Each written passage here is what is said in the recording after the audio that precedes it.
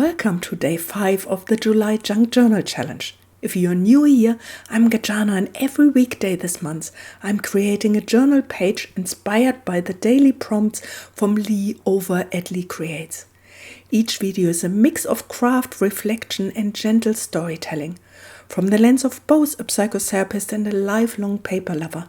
Whether you are crafting along or just watching while no glue stick is in sight, I'm really glad you're here.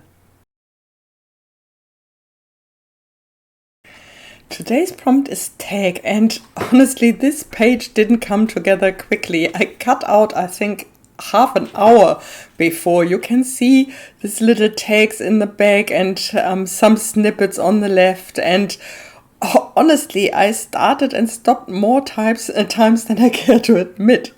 I tried layering paper and then I thought about collaging and then like full background, but nothing felt right. So eventually I paused, took a deep breath and started again with something simpler. And sometimes I think that's the kindest thing we can do in creativity and in life. And so I took inspiration from this page. There is a little snippet that shows paper with some petals on it. And so I use this paper here again and thought, maybe I can fold it, and even that, I'm just letting my inspiration guide me. I try to fold the paper in a way that I have like two following pockets. Can you see here? And I'm not measuring, I'm just holding it next to my little junk journal here, just to get a feel for the size it needs to have, and then just cut off a little bit, I see, and then let's go from there. Okay, yeah, just cutting it off. So if I put that here on the bottom, oops, now all my supplies fall down. Okay, let's do this on the bottom, and if I fold that over, I can stabilize it a little bit because the paper is actually quite flimsy. It's a very thin paper. Yeah, I think that might work.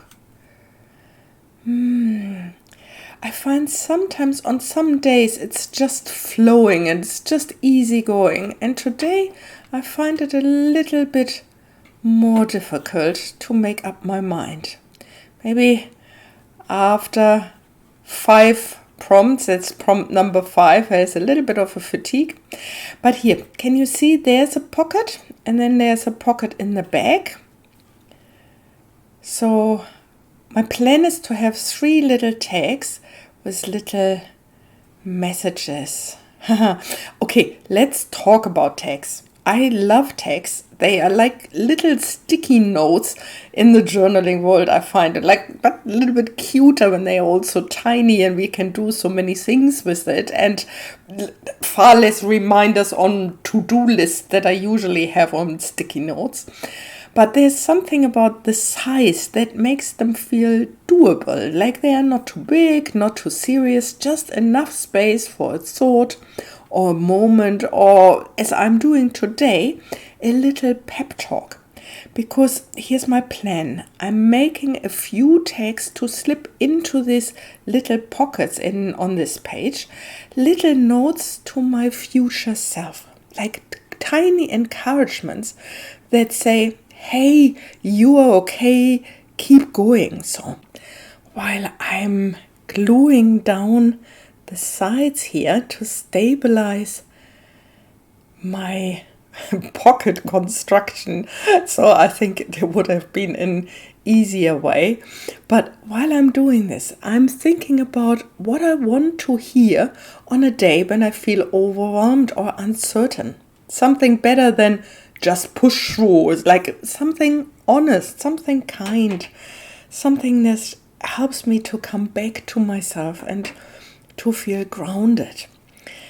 And yeah, before I do that, let's finish this pocket together. I'm gluing it down only on the 3 sides with my art glitter glue, so that I have the folded pocket in the front and the pocket in the back, so that it can hold all 3 of my tags.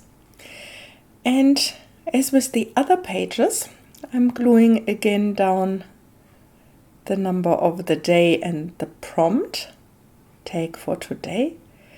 And I made myself a little quote. It says, "Leave yourself small kindnesses.